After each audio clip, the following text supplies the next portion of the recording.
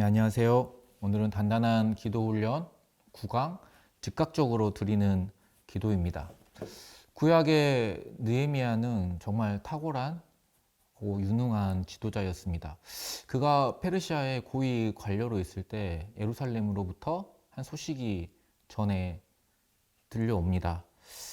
예루살렘 성이 허물어지고 동족이 큰 고생을 하고 있다는 그런 소식이었습니다.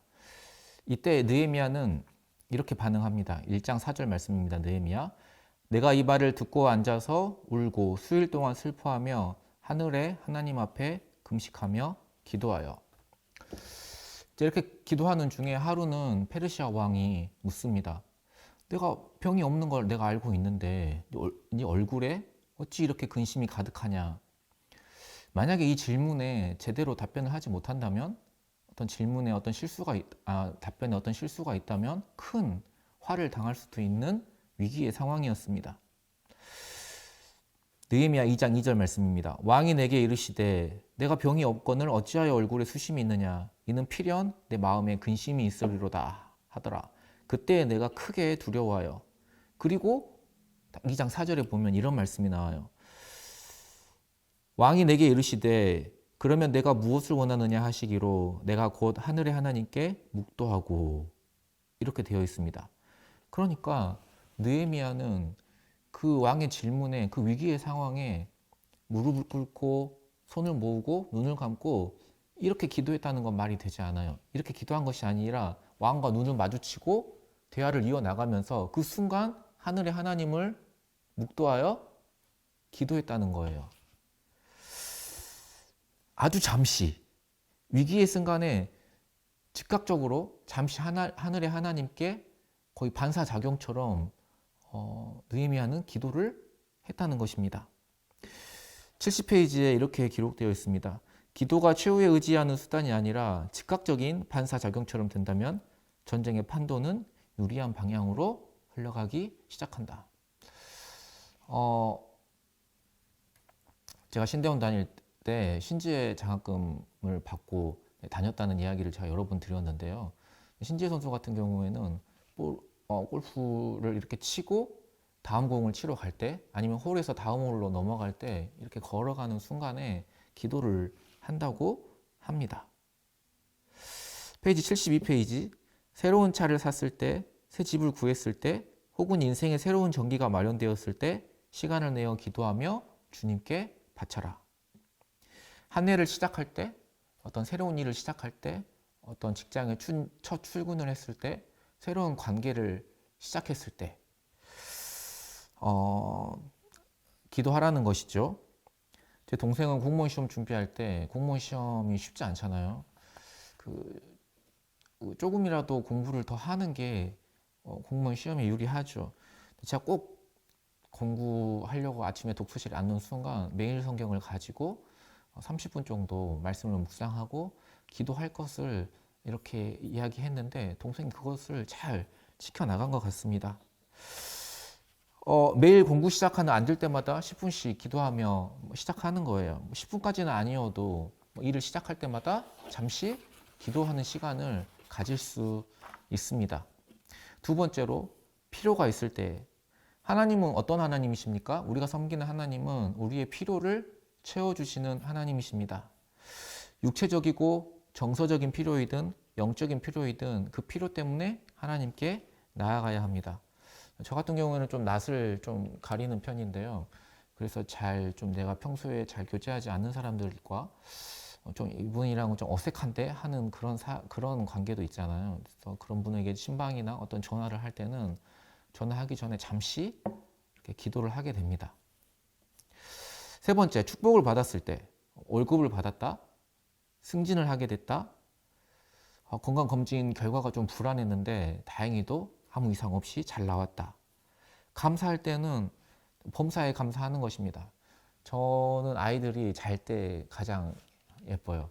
자는 모습을 곤히 지켜보는 게 저의 그 낙 중에 하나입니다. 곤히 자는 모습을 보면서 기도하는 거죠. 하나님 너무나 감사합니다. 귀한 생명을 우리 가정에 맡겨주셔서 허락해 주셔서 감사합니다. 산책하면서 공기가 너무 좋고 머리가 맑아지는 느낌이 들어요. 하나님 이렇게 하나님 베풀어 주신 자연을 누릴 수 있게 해주셔서 감사합니다.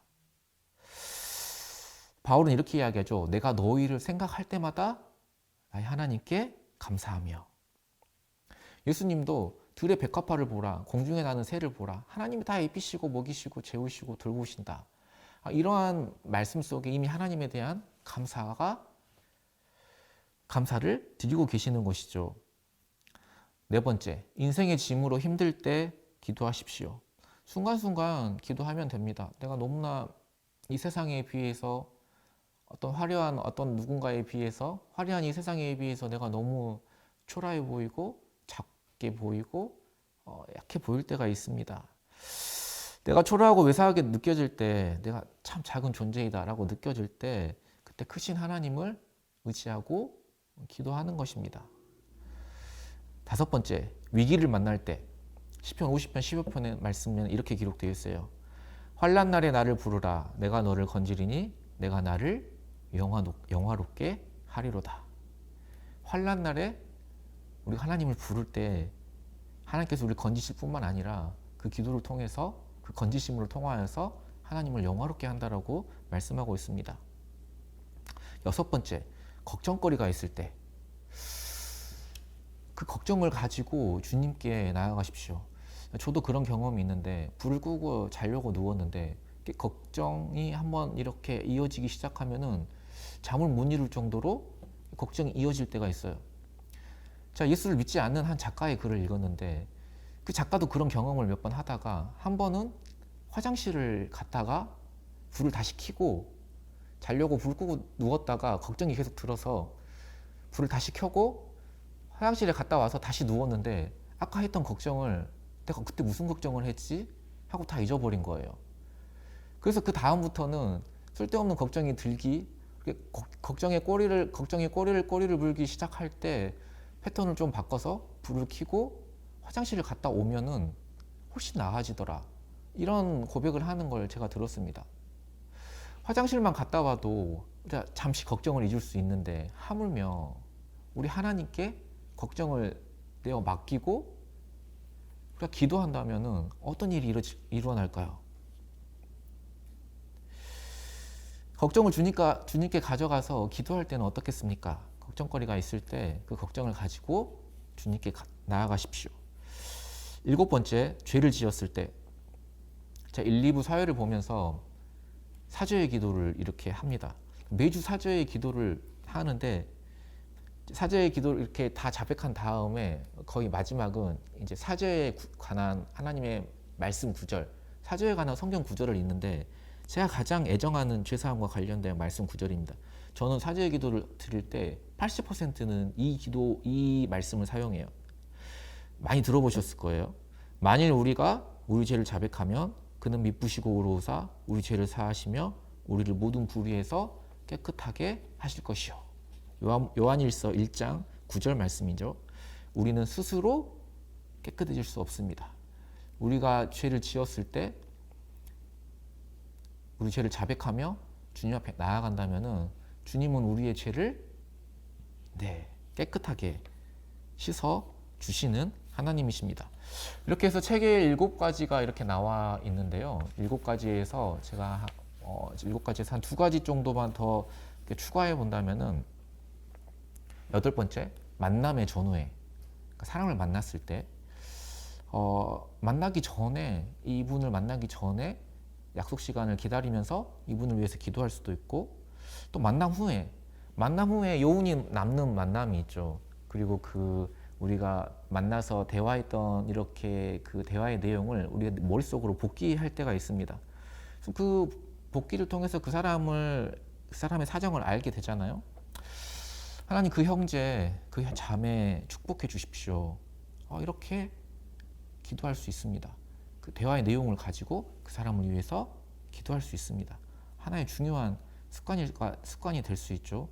그리고 9번째 마지막으로 한 가지만 더 추가해 본다면은 중요한 결정을 앞두고 있을 때 예수님도 제자들을 세우실 때 세우기 전에 밤을 새워서 기도를 하십니다. 그리고 다음에 제자들을 세우세요. 우리 청년들 어떻습니까? 결혼, 취업, 진로의 선택, 학과의 선택, 여러 가지 중요한 선택이 얼마나 많이 있습니까? 이 연인과 헤어져야 될지 말아야 될지, 이 직장을 그만둬야 할지, 이직을 해야 될지, 공부를 더 해야 될지, 아니면 취업을 뛰어들어야 할지, 얼마나 많은 선택이 있습니까? 야고보서 1장 5절 말씀에는 이렇게 기록되어 있어요. 너희 중에 누구든지 지혜가 부족하거든 모든 사람에게 후히 주시고 꾸짖지 아니하시는 하나님께 구하라. 그리하면 주시리라. 인생의 길을 결정할 때 하나님 저는 지혜가 부족하고 너무나 부족합니다 라고 기도하면은 하나님께서 우리의 부족한 지혜를 채워주실 것입니다. 하나님께서 그 길을 반드시 선하게 인도하실 거예요. 9가지를 나누었습니다. 기도의 습관을, 이 즉각적으로 드리는 기도의 습관을 잘 이렇게 훈련 삼으셔서 귀한 그런 기도의 사람이 되시기를 예수님의 이름으로 소망합니다. 오늘 또 이 기도의 내용을 가지고 기도하는 시간 갖도록 하겠습니다.